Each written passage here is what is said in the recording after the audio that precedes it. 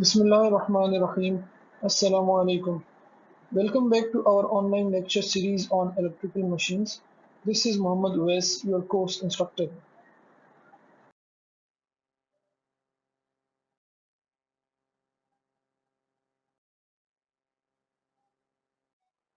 In our last class, we discussed the equivalent circuit of an induction motor, and from that equivalent circuit, we were able to derive the relationship for the induced torque in an induction motor.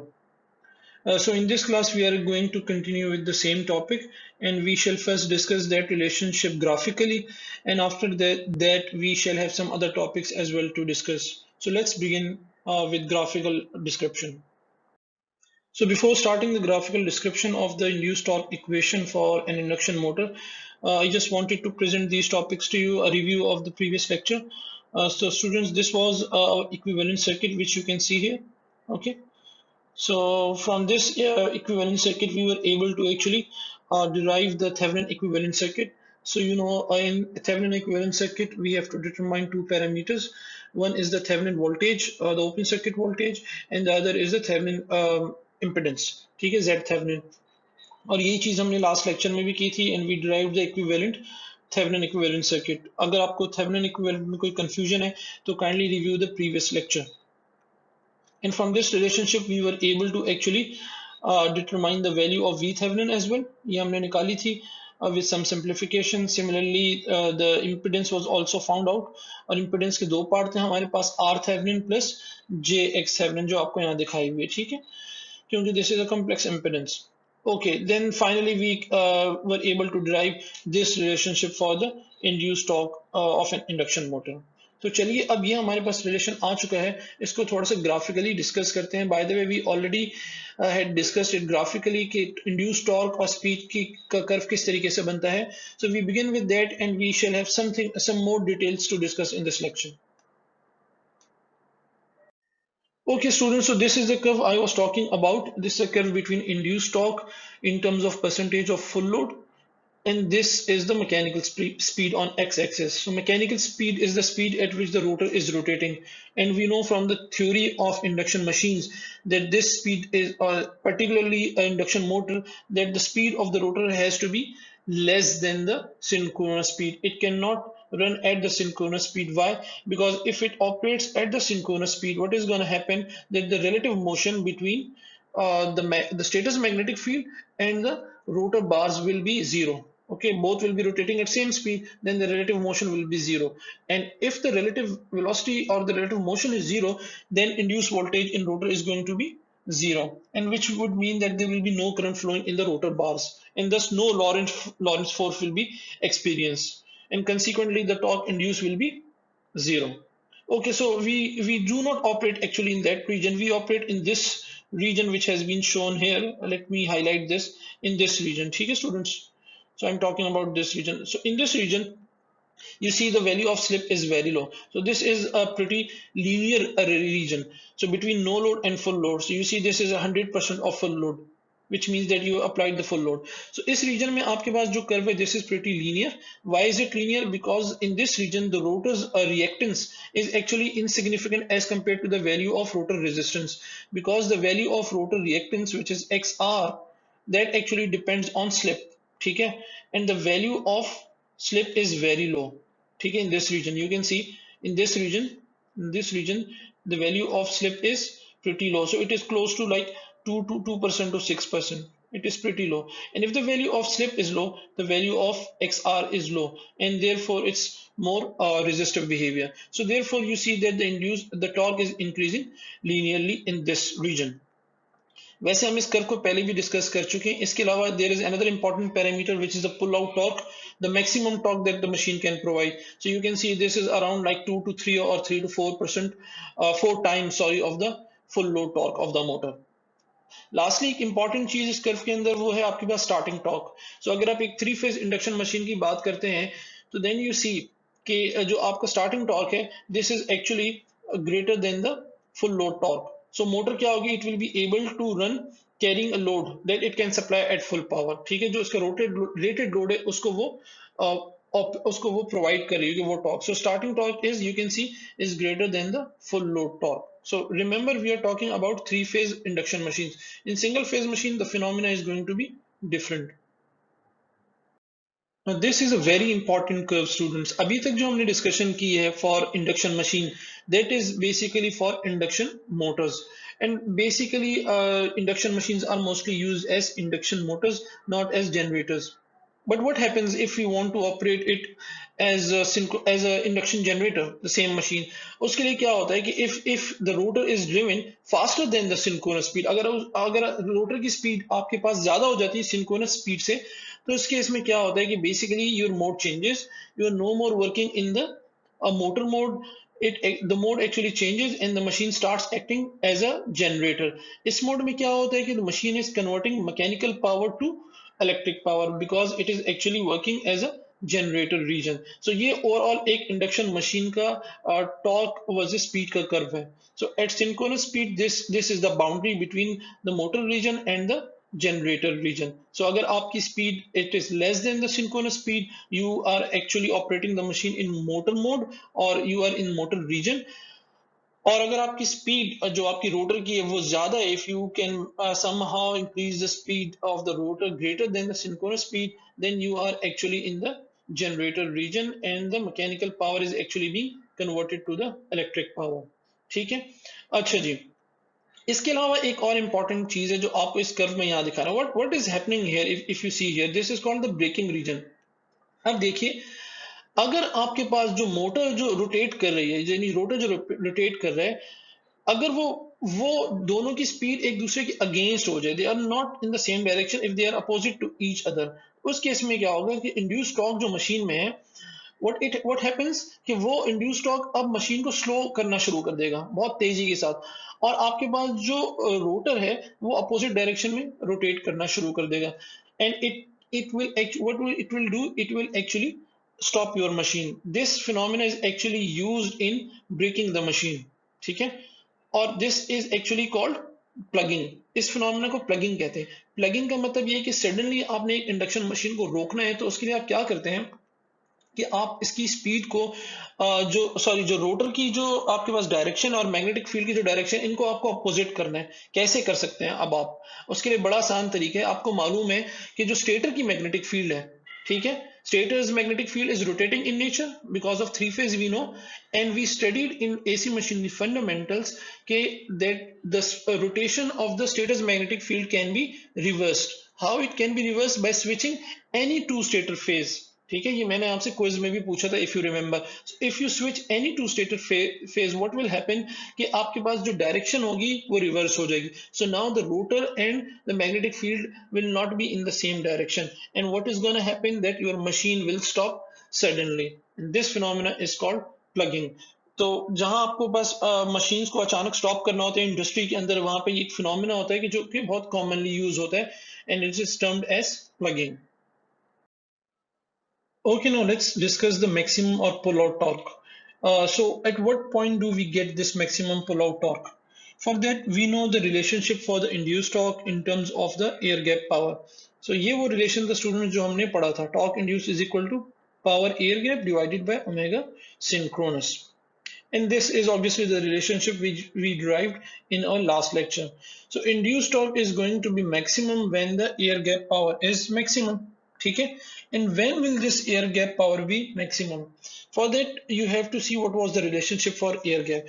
Now this air gap power is actually given by this relationship, and we know that it is equal to the power consumed by the resistor R2 over S. यानी ये R2 over S जो resistor है, ये कितनी power consume करने जा रहा है, this is what shall define कि air gap power कितनी है हमारे पास. ठीक है, सो देन इसका मतलब ये कि अगर हमारे पास R2 और S में जिस टाइम पे मैक्सिमम पावर मेरे पास कंज्यूम हो रही है, उस वक्त मेरे पास air gap power is maximum, and at that point I have the maximum induced torque which we call as the pull out torque और द मैक्सिमम टॉर्क. ठीक है, तो अब हमें ये आइडेंटिफाई करना होगा कि ये जो मेरे पास R2 और S की वैल्यू है वो क्या वैल्यू है जिसके ऊपर मैक्सिमम मुझे ये पावर कंजम्पशन हो रही होगी. तो उसके लिए हमें क्या यूज करना पड़ेगा, हमें एक थ्योरम यूज करना पड़ेगा जो हम पहले आप यकीनन ENA के अंदर पढ़ चुके होंगे. That is called the maximum power transfer theorem. और मैक्सिमम पावर ट्रांसफर थ्योरम हमें ये बताता है कि मैक्सिमम पावर हमारे पास ट्रांसफर होगी इस लोड R2 और S में कब, जब हमारे पास जो मैग्नीट्यूड है इस इम्पिडेंस का, यानी कि R2 और S की जो इम्पिडेंस है उसकी magnitude it is equal to the magnitude of the source impedance. Source impedance यानी जो बकिया इम्पिडेंसेस है इस लोड के अलावा, this is our load, the other are referring to the impedance of the source. So using that relationship, we can write it down as the equation for maximum power transfer theorem for this given circuit. It is Z source is equal to R Thevenin, ठीक है, यानी कि overall जो मेरे पास source है, remember this is my load, so मेरे पास है R Thevenin plus JX Thevenin plus JX2। So हम इन दोनों को इक्वेट कर देंगे, यानी किन दोनों को, R2 और S को और इन इम्पिडेंसेस को। रिमेंबर इनके मैग्नीट्यूड को हमने रिलेट करना है, we are talking about magnitude.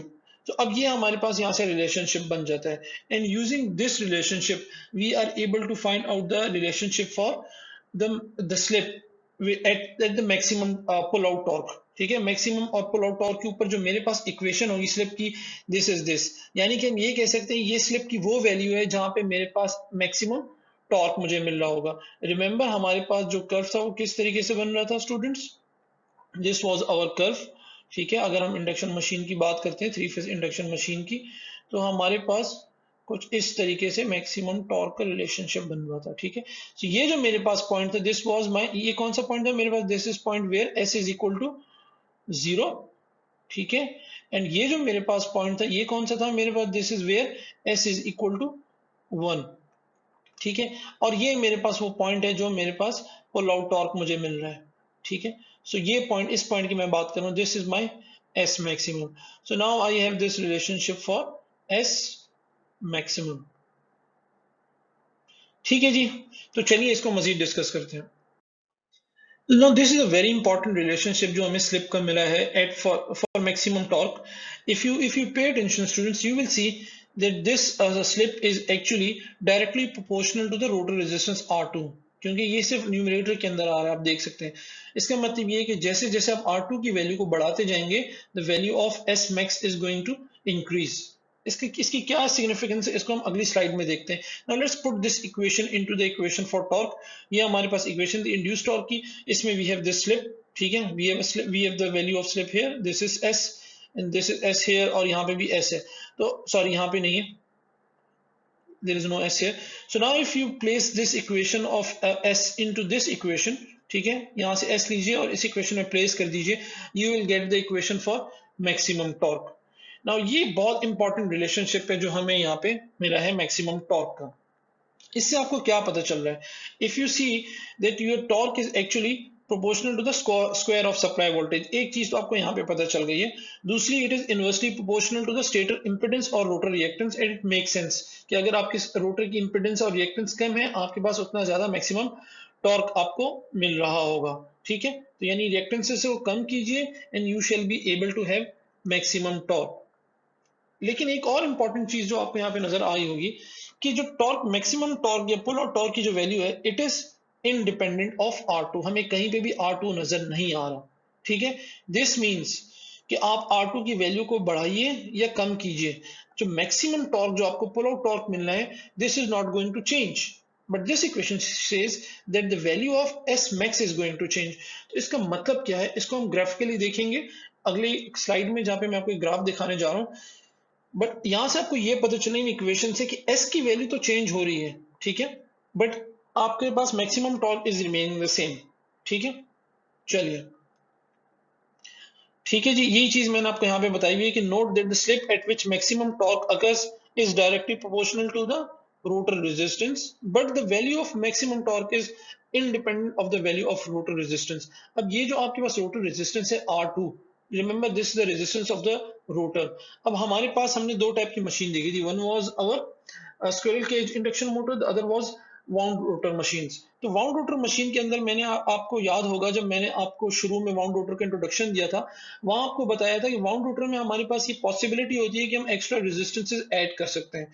And what happens when we increase the extra resistance, let's have a look on our next slide। Okay students, now let's discuss this very important curve। This is the curve for an induction machine। ठीक है, induced torque versus speed, same वही curve है, and this is for a given machine। और जो हमारे पास यहाँ पे induction machine है, this is a wound rotor machine। अब देखिए यहाँ पे आपके पास what is this point, this is your starting torque, this is maximum और पुल आउट टॉर्क, ठीक है। अब आपके पास होता ये है कि आपके पास this starting torque has to be greater than your full load torque. यानी अगर आपके पास एक मशीन है और उसका फुल लोड टॉर्क है, फॉर इंस्टेंस यहाँ पर है जो कि आपको यहाँ दिखाया हुआ है, सो यू कैन सी अगर ये आपके पास है तो आप इस, और ये आपका स्टार्टिंग टॉर्क है तो इट्स गुड, ठीक है, आपकी मशीन स्टार्ट हो जाएगी। बट फॉर इंस्टेंस अगर आपने एक ऐसा लोड अप्लाई कर दिया मशीन के ऊपर जिसके फॉर इंस्टेंस जो स्टार्टिंग टॉर्क की वैल्यू है वो बहुत ज्यादा है और that value is greater than the starting torque of the machine, then इस केस में क्या होगा कि यहाँ पे आपके पास इस केस में machine is not going to start. Why? Because the starting torque of the machine is less than the load torque, ठीक है। तो ऐसे केसेस में फिर हमें क्या करना पड़ता है? ऐसे केसेस में हम कोशिश करते हैं कि अगर फॉर इंस्टेंस हमारे पास वाउंड रोटर मशीन है तो हम ये करें कि समहाउ इसके स्टार्टिंग टॉर्क को बढ़ा सकें। स्टार्टिंग टॉर्क को हम कैसे बढ़ा सकते हैं? देखिए, एक चीज तो हमें ये मालूम है कि जो मैक्सिमम टॉर्क है this is constant, this does not change, ठीक है, ये हमने पीछे ड्राइव किया था कि this is constant, this term T max. तो हम फिर किस तरीके से स्टार्टिंग टॉर्क को वेरी कर सकते हैं? गौर कीजिए जरा इस कर्व पे, if you have a look, this is the maximum pull out torque, ठीक है, और this is your starting torque.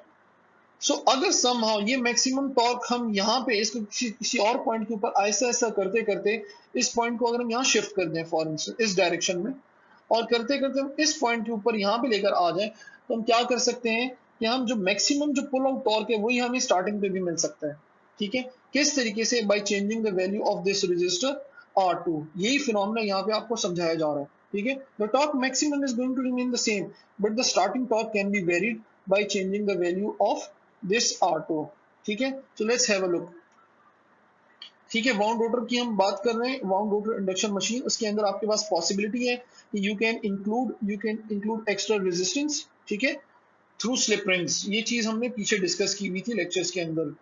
Okay, so this is for this machine for given value of R1. What is this R1? This R1 is actually referring to the value of R2. So R2 की value at point 1 या at design 1 it is R1. ठीक है? Remember this R1 and this R2 are the same. This subscript is just representing कि आपके पास ये पहला case है। अब हम करने क्या जा रहे हैं कि हम इस रेजिस्टेंस R की वैल्यू को बढ़ाते जा रहे हैं। As you can see here, so R2 is greater than R1 and R3 is greater than R2. Similarly, इस डायरेक्शन में the resistance is being increased, and if you increase the resistance what is gonna happen, this S max is going to change, ठीक है। और S max में एक important point है students, आपको मालूम है कि एस की वैल्यू मैक्सिमम कहां पर है? At this point the value of S is 0, ठीक है जी, and at this point the value of S is 1, ठीक है। अब हम जब कह रहे हैं कि if you increase R2 what is gonna happen, the value of S max is going to increase, ठीक है। S max इस पॉइंट के ऊपर, यहाँ पे जो मुझे S मिल रहा है जिसको SM कह देते हैं हम, this is going to increase. और इंक्रीज का मतलब क्या है कि हम किस डायरेक्शन में मूव कर रहे हैं? We are moving in this direction, ठीक है, from right to left as can be seen here. और एक दूसरा पॉइंट हमारे पास क्या है कि हमारे पास जो टॉर्क है, this torque is constant, again this is my TM, this is not going to change if you change the value of R2, so this is constant.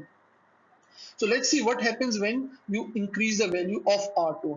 So at R2 equals to R1, this is the given S max.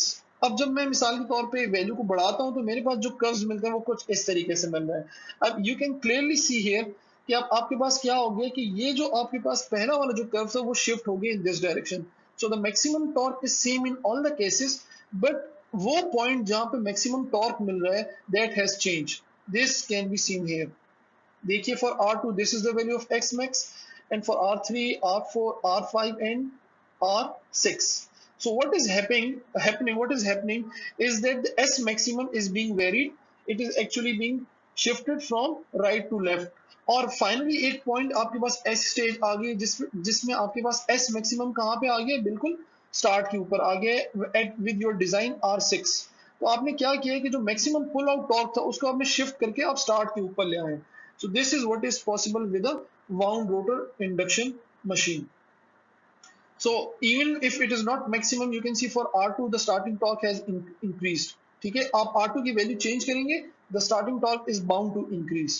और अगर आपको maximum चाहिए तो आप इस S maximum को इस value के ऊपर ले आए, एस इक्वल्स टू 1 के ऊपर। Keep increasing R2 and you will see what happens. But remember कि आपके पास इसके कुछ कंसिक्वेंसेस भी होने जा रहे हैं जिनको हम अगली स्लाइड में डिस्कस कर रहे होंगे। सो ये वो एडवांटेज है जिसको हम यूज करते हैं इन वाउंड रोटर मशीन। ठीक है, हम क्या करते हैं कि स्टार्ट में हम रेजिस्टेंसेस को इंसर्ट कर देते हैं, हाई रेजिस्टेंस के ऊपर मशीन को ऑपरेट करते हैं अगर हमें हैवी लोड की जरूरत है। ठीक है, once the load has been drive, motor start हो चुकी है, तो उसके बाद हम रेजिस्टेंसेस को दोबारा रिमूव कर सकते हैं सो दैट कि अब आपके पास जो मैक्सिमम टॉर्क होगा वो कहाँ मिल रहा होगा आपके पास, somewhere near the synchronous speed, जैसे कि आपको R1 के केस में नजर आ रहा है। So I hope this is clear to you students. Okay जी, now we are ready to solve an example. इसी इफेक्ट को हम देखते हैं। We have a 2 pole 50 hertz induction motor and it is supplying 15 kilowatt to a load at speed of 2950 RPM. ठीक है, ये हमें मालूम है। So we have to find out the motor slip. ठीक है, slip is related with synchronous speed and the rotor speed. Rotor speed is given to you 2950 rpm, and if you are able to find out the value of synchronous speed, then you shall be able to find out the value of motor slip as well. तो n synchronous अब आपको काफी याद हो चुका होगा यकीनन। This is the relationship 120 fe divided by p. We know the value of fe, we know the value of p. ठीक है, it is a two-pole machine, so P की value 2 है. Once you put in the value, you get synchronous speed to be equal to 3000 rpm. And you can see this is greater than the rotor speed. So this means there will be some value of slip which you can calculate using this relationship. ठीक है जी, इसमें put करेंगे तो you will see the value of slip is 1.67% or 0.0167. So the part A was pretty easy. Let's move on to part B, in which we have to find out the induced torque in the motor under these conditions. ठीक है, उसको देखते हैं किस तरीके से solve करते हैं in our next slide. So in part B we have to find out the value of induced torque. यहाँ पे एक important ये एक assumption है, क्योंकि हमें यहाँ पे कोई losses की value given नहीं है जो मशीन में हो रहे होते हैं, तो इस वजह से we start with the assumption that the induced torque and the load torque are same, which means that जो converted power है और जो load power है these are the same. ठीक है, ये assumption लेके करना है क्योंकि we have not been given any value of the losses. तो जब भी आपके पास ये केस हो आप ये assume कर सकते हैं. And we know the relationship for torque is power converted divided by omega m, and power converted is equal to power load जो कि हमें given है. ठीक है, it is 15 kilowatt, and what is omega m? The speed at which the rotor is rotating in. यहाँ पे जब भी आपने इक्वेशन यूज करनी है आपने इन्हें रेडियन पर सेकंड में करना है. रिमेंबर आपके पास आरपीएम में वैल्यू थी, आपने इसको कन्वर्ट किया इनटू रेडियन पर second by multiplying it with 2 pi and dividing by 60.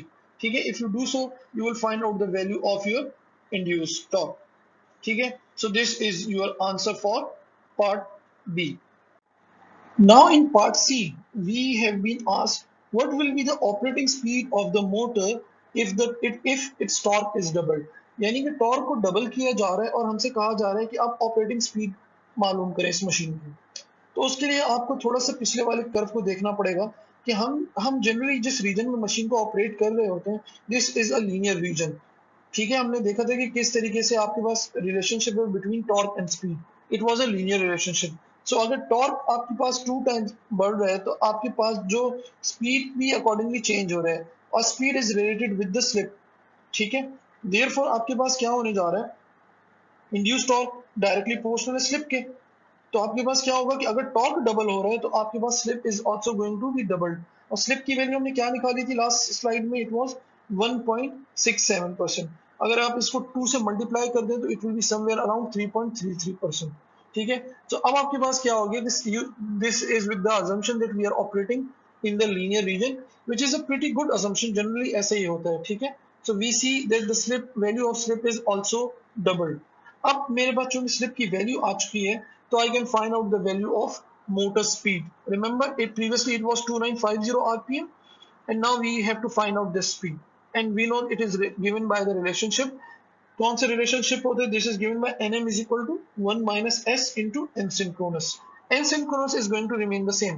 ठीक है, and now if we put the value of s, we see now the slip value of speed has decreased. आप देख सकते हैं, it makes sense, speed आप right से left की तरफ जा रहे हैं, so slip speed has changed to 2900 rpm and the value of slip at this point is 3.33%. ठीक है जी. So I hope this is clear to you, part C. And part D is pretty easy. We have to find out how much power will be supplied by the motor when the torque is doubled. हमने पीछे relationship देखा था, in fact ये हमारे पास यहाँ पे भी लिखा हुआ है, हैव अ लुक. सेम इसी रिलेशनशिप को हमने यूज करना है. We have to find out the power converted which is equal to power load in this case. Why? Because there are no losses. ठीक है, हमें अब तमाम चीजें मिल चुकी हैं, तो we just have to plug in the values. ठीक है, अब हमारे पास क्या चेंज आ गया, हमारे पास this omega m has changed and torque induced has also changed. So just plug in the values and you will get your answer.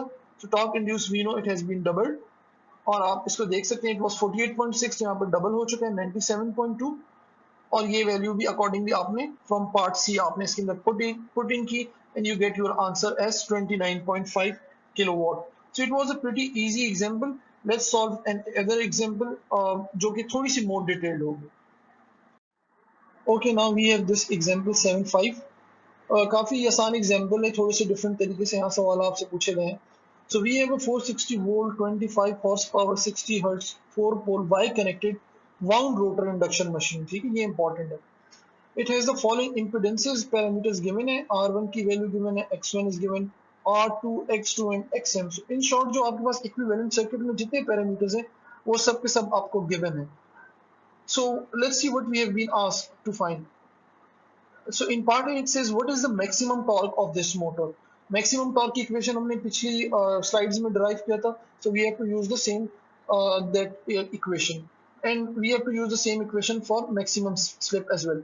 Because हमसे पूछा है कि at what speed and slip does it occur. ठीक है, हमें मालूम है maximum slip का क्या हमारे पास क्या इक्वेशन है, and if you are able to find out the value of S maximum तो हम फिर वहां से मैक्सिमम स्पीड भी निकाल सकते हैं. बट इन तमाम चीज़ों के लिए हमें जो इक्वेशंस के अंदर पैरामीटर्स हैं वो हमें आइडेंटिफाई करने होंगे. वो कौन से पैरामीटर्स हैं? बेसिकली वो हमारे पास थेवेनिन इक्विवेलेंट के पैरामीटर्स हैं, which were actually V Thevenin and R Thevenin and similarly X Thevenin. तो सबसे पहले हम इन पैरामीटर्स को फाइंड आउट कर लेते हैं यूजिंग द रिलेशनशिप जो पीछे हम देखते आए हैं. So let's first find out the value of V Thevenin. It is given by this relationship V5. We know the value of V5. ठीक है, V5 की हमारे पास क्या वैल्यू हो जाएगी? This comes out to be 266 volt. Why is it 266 volt? We have 460 volt, तो हमने यहाँ पे 266 क्यों पुट किया students? The answer to this is actually because this is a Y connected machine, और Y connected machine में आपके पास this will be simply 460 divided by under root 3. If you do so, you will get your answer to be 266 volts. बाकी parameters आपको given है, just plug in the values and you will get this answer for V Thevenin. And for R Thevenin, this is the relationship. Again, parameters हमें तमाम की तमाम given है. Luckily, just plugging in the values आपको R Thevenin and similarly X Thevenin की value भी मिल जाएगी. And since X Thevenin is almost equivalent to X1, so we have the value of X Thevenin equal to be 1.106 ohm. Once we have this, we can find out the value of the other parameters like the maximum torque and the maximum value of slip. ठीक है, चलिए let's find that out in our next slide. So this is our relationship for S maximum students. ठीक है, S maximum का relation है R2 divided by under root of R Thevenin square plus X Thevenin plus X2 whole square. अब ये तमाम parameters हम पीछे निकाल चुके हैं. ठीक है, we just have to plug in the values and you will get the value of maximum slip. So maximum slip हमारे पास जो अकर हो रहा है वो 0.198 के ऊपर हो रहा है. ठीक है, ये हमारे पास वैल्यू हो गई है एस मैक्सिमम की. And once we have the value of S maximum we can find out the value at which maximum speed is occurring. ठीक है, मैक्सिमम स्पीड जिस पे रोटर रोटेट कर रहा है उसका रिलेशनशिप क्या होता है? वी हैव दिस रिलेशनशिप जो पीछे भी हमने यूज किया था. We have the value of slip and we know the value of N synchronous. ठीक है, एन सिंक्रोनस की वैल्यू हमारे पास बड़ी आसानी से हम निकाल सकते हैं. पैरामीटर्स हैव गिवन है, just plug in the values into 120 Fe divided by P. तमाम पैरामीटर्स गिवन है and you will see that this comes out to be 1800 rpm. ठीक है जी. तो अब मेरे पास आ चुकी है मैक्सिमम स्पीड भी आ चुकी है. What's left?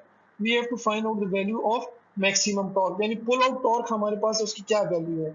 अगेन उसका रिलेशनशिप हमें मालूम है. This is given by this relationship जो हमने एस मैक्सिमम की वैल्यू पुट करने के बाद की थी. तमाम पैरामीटर्स आपको गिवन है. बस आपको ओमेगा सिंक्रोनस को अब क्या करना पड़ेगा, आपको 1800 जो आपने यूज किया इसको आपने रेडियन पर सेकंड में कन्वर्ट करना पड़ेगा.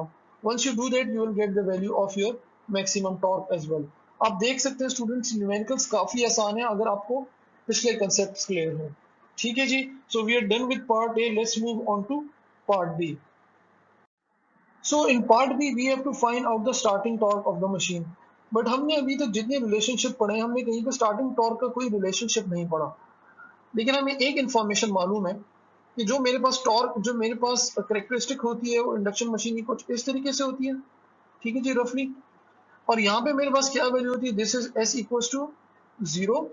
और यहाँ पे मेरे पास क्या वैल्यू होती है, this is S is equal to 1। So अगर मैं स्टार्ट के ऊपर बात करूँ, at starting point, at this point starting torque में मेरे पास एस की वैल्यू क्या है, S is equal to 1। And we know if we somehow put in the value of s equals to 1 in the equation of torque, then we can find out the value of starting torque as well। ठीक है, so हमारे पास जो basic equation है torque की, उसके अंदर आप s की वैल्यू 1 प्लेस कर दें, then you will get this equation। ठीक है, ये कौन सी इक्वेशन है मेरे पास, जो स्टार्टिंग में हमने टॉर्क इंड्यूस टॉर्क की इक्वेशन ड्राइव की थी। ओके, इसमें आप s की वैल्यू जब पुट करेंगे s इक्वल टू 1, तमाम parameters remains the same, you will get the value of your starting torque as well. Then it's time to discuss part C. और part सी में हमसे क्या पूछा गया है, ठीक है जी, पार्ट सी में हमसे पूछा गया है कि when the rotor resistance is doubled, what is the speed at which maximum torque now occurs, and what is the new starting torque of the machine. ठीक है, इसके अंदर हमने सिंपली क्या करना है, सेम वही रिलेशनशिप यूज करना है जो हमने एग्जांपल 7.4 में किया था, क्योंकि हम लीनियर रीजन में काम कर रहे हैं। सो अगर आपके पास रोटर रेजिस्टेंस डबल हुई है तो आपके पास क्या होगा, जो स्लिप है एट मैक्सिमम टॉर्क वो भी डबल हो जाएगा। ठीक है, एस की वैल्यू जो हमने पीछे डिराइव की थी, जो आपने निकाली थी, एस की वैल्यू आई थी 0.198। अब एस की वैल्यू क्या हो जाएगी, डबल हो जाएगी। ठीक है, क्योंकि रोटर रेजिस्टेंस आपके पास डबल हो गई है, and the value of S is dependent on R2। So if R2 is double, the value of S is also double. So S maximum is equal to 0.396। ठीक है जी, अब आपके पास रिलेशनशिप ये है, you are able to find out the value of your maximum speed. ठीक है, using the same relationship. और अगेन टॉर्क मैक्सिमम भी आप निकाल सकते हैं। Torque maximum will be given by using the same equation, उसके अंदर आप पैरामीटर्स को पुट कीजिए and you will see that answer comes out to be, in fact आपको यहाँ पे करने की जरूरत ही नहीं है, आई एम सॉरी कि मैं आपके साथ ये डिस्कस कर रहा हूँ, you even don't need to discuss that because the maximum torque is going to remain the same for the machine. ठीक है जी, ये प्रॉपर्टी हमने पढ़ी हुई थी। So starting torque remains the same as, sorry, the maximum torque remains the same as 229 newton metre. Lastly we have to find out the starting torque. ठीक है, तो स्टार्टिंग टॉर्क के लिए हमें क्या करना पड़ेगा, अगेन स्टार्टिंग टॉर्क के अंदर जो इक्वेशन है उसके अंदर आप s की वैल्यू को 1 प्लेस कर दें and then solve it, you will see that the answer comes out to be 170 newton metre. ठीक है जी, ये सेम वही रिलेशनशिप है जो हमने पीछे यूज किए हैं, बस सिर्फ आप यहाँ देख सकते हैं कि हमने क्या किया है कि जहां जहां हमारे पास R2 आ रहा था यहाँ पे 0.332 वैल्यू थी इसकी, अब डबल हो चुकी है तो हमने इसे 0.664 की भी है। ठीक है, and this way you are able to find out the value of your starting torque as well। So part B we are not going to solve, in fact यहाँ पे हमें we were supposed to plot the torque speed characteristic of the machine for two condition। एक जो original condition है आपको जो given थी, rotor की वैल्यू given थी R2 resistance, और एक हमारे पास केस था जो हमने पार्ट सी में देखा था where we actually doubled the value of rotor resistance। ठीक है, सो आप, हम इसको सिर्फ रिजल्ट देख रहे हैं, यहाँ पे आप प्लॉट करना चाहें तो बुक में कोड अवेलेबल है, you have to plot it using MATLAB. ठीक है, या कोई और टूल भी आप यूज कर सकते हैं। अब यहाँ पे if you have a look at this curve, तो आपको कुछ कैरेक्टरिस्टिक्स पता चलेंगी and these will comply with what we have discussed previously. ठीक है, वही डिस्कशन है यहाँ पे आपको नजर आ रहा है। व्हाट यू कैन सी कि आपने जब R2 की वैल्यू डबल की है तो आपके पास क्या हुआ है कि अब आपके पास जो मोटर का जो स्टार्टिंग टॉर्क है what has it has increased। ठीक है, मोटर का स्टार्टिंग टॉर्क इंक्रीज हो चुका है R2 डबल होने के साथ, यहाँ पे कम था, यहाँ पे द वैल्यू हैज इंक्रीज। ठीक है, लेकिन यहाँ पे एक और इफेक्ट हुआ है, क्योंकि आप नॉर्मली जिस कंडीशन पे ऑपरेट करते हैं, normal operating condition, for instance let the normal operating condition be somewhere around this value of 100 newton metre. ठीक है, मान लीजिए हम यहाँ पे ऑपरेट करें इस पोजीशन के ऊपर, ये हमारे पास लोड की वैल्यू है, तो अब होगा क्या, हमारे पास इन दोनों कर्व्स में अगर आप देखें तो आपके पास जो स्लिप की वैल्यू है वो क्या होगी, आपके पास वो भी बढ़ जाएगी। रिमेंबर जो स्लिप की वैल्यू है that is increasing in this direction. ठीक है, इन this direction the value of slip is actually increasing. अब इसका इफेक्ट क्या होने जा रहा है, उसके लिए आपको जरूरी है कि आप एक effect देखें, this is power converted is equal to 1 minus S into PAG, where PAG is your air gap power.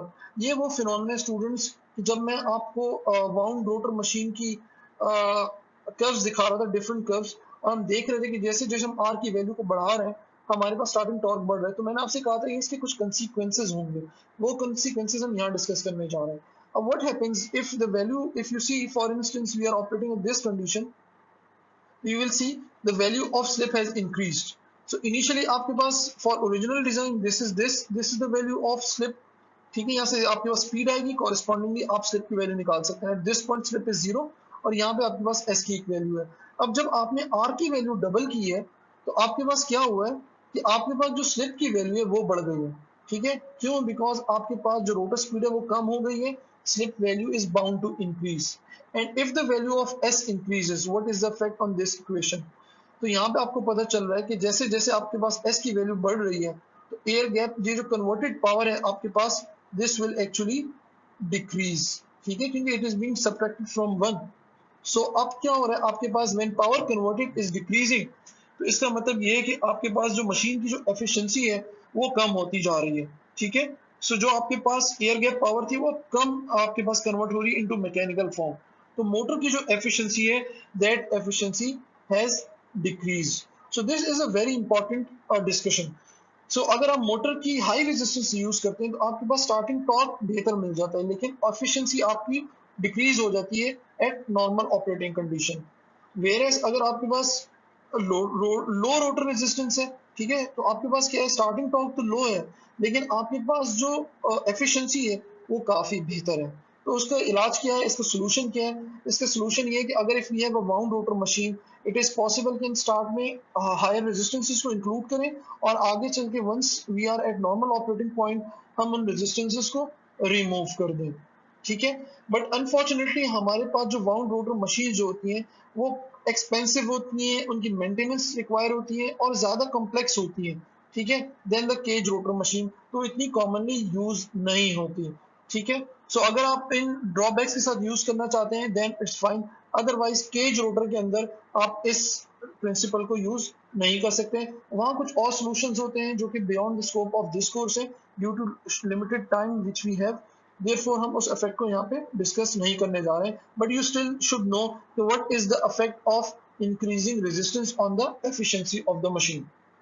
And there is nothing new in this slide. This is just the same discussion जो हमने पीछे किया था पिछली slide पर, उसको यहाँ text की फॉर्म में मैंने प्रोवाइड कर दिया है सो दैट अगर आप कोई चीज मिस कर गए तो आप उसे यहाँ देख सकें.